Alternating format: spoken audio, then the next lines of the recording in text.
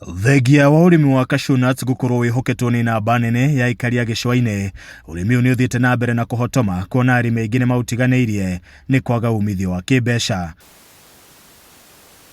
Minister wa urimi Mutahi wa Kagwe uria kwaragia hindi ya icera riake kiganda-ini gia cashew nuts kaunti-ini ya Kilifi augite kwa ihinda riri bururi wa Kenya uragetha tani 13,000 o mwaka thengia gukorwo na uhoti wa kugetha tani 45,000, akiuga unyihu uyu ukunderetie mieke ya mawira hamwe na kigina kiria kiumanaga na wendia ucio. Tunataka kuwaeleza sisi tunataka kuwasaidia na vile vile wawekezaji kama sasa East River Foods ambao wako hapa wanataka pia tufanye kazi na hawa, tuwasaidie wawekezaji wawe wakinunua cashew nuts kutoka kwa wakulima, pia wanafanya export, na hiyo export inasaidia sisi kupata foreign currency na foreign money ambazo pia tunatumia na njia zingine. So there is a whole chain ya vile hiyo kazi inaendelea. Been in this industry for the last 10 years and we've seen farmers increasing their volume. There's still a lot to be done to make Kenya better with cashew.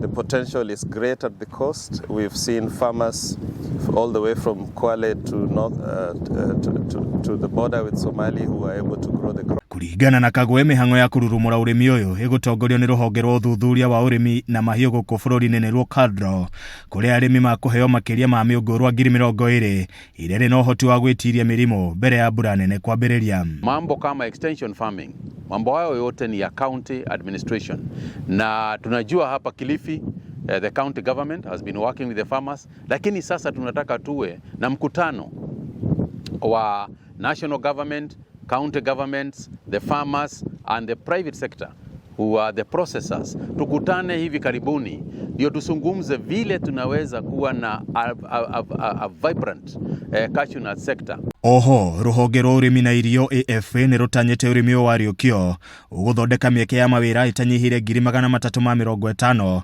na gucangira muigana wa ciringi bilioni 30 gikabu-ini gia bururi. That emphasis on cashew nut farming, emphasis on growing of coconuts in this area can completely change, you know, the lifestyle of the people in this region. But we must have a master plan that is deliberate and that addresses this issue in a very clear manner. We don't want a fly-by-night operation. We don't want a trial and error. Thengia wa thirikari gukureta cukitie makinya ma kuriukia urimi uyu miaka-ini ya hau kabere, arimi maugite thina munene ukoretwo ari mathogora ma iguru o hamwe na kwaga gukinyirwo ni motungata. Riu minister akianirira unyitaniri wa honge ciothe cia thirikari cia county, arimi na igithia kiumbe ni gugukinyaniria mubango uyu. Mambo ya mvua mara imekosekana, tungeomba tuchimbiwe hata boreholes ama dams tuwe tunafanya irrigation.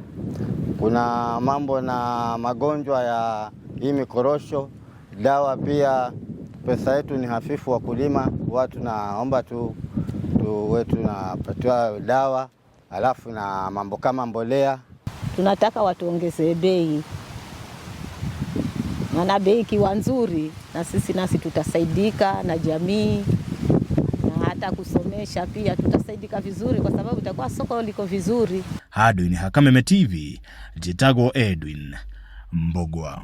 Akolaga sana.